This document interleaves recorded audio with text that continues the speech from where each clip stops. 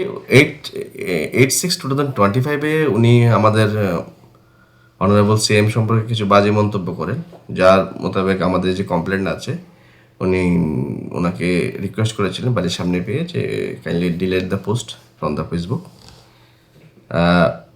এই শাহজাহান এবং শাহজাহানের বাবা এবং ভাই এবং তাদের সাঙ্গপাঙ্গরা মিলে পোস্ট ডিলেট না করে আমাদের কমপ্লেন্টকে এবং ওনার সাথে 1-2 জন লোক ছিল তাদেরকে প্রচণ্ডভাবে মারধর করে এবং এই মর্মে একটা এফআইআর করা হয় জাস্ট এই ইস্টাগরতলা পিএস কেস নাম্বার 61/2025 এবং সাথে সাথে ওনার ভাই এবং বাবাকে অ্যারেস্ট করা হয় এবং 1 মাস পরে এডিশনাল সেশন জাজে ওনাকে তাদেরকে জামিন দেওয়া হয় এবং হাইকোর্ট সাবসিকুয়েন্টলি স্টেট বেইল ক্যান্সেলেশনের জন্য প্রেয়ার করে হাইকোর্ট ওনাকে এই বেলটা ক্যান্সেল করে দেয়। আলটিমেটলি সুপ্রিম কোর্ট থেকে তারা আবার জামিন পায়।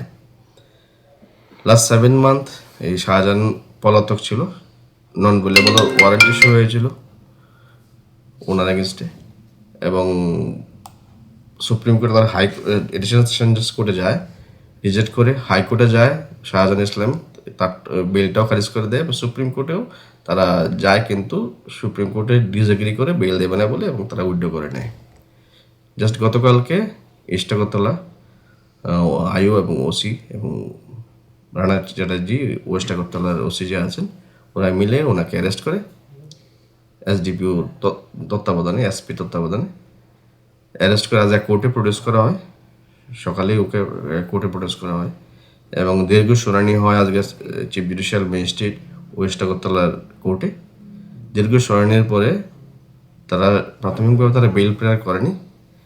আমরা প্রসিকিউশন আইও 14 দিনের পুলিশ রিমান্ড চেয়েছে, ল্যান্ডেড সিজিএম 7 দিনের পুলিশ রিমান্ড দিয়েছে আজকে থেকে 12 তারিখ অবধি।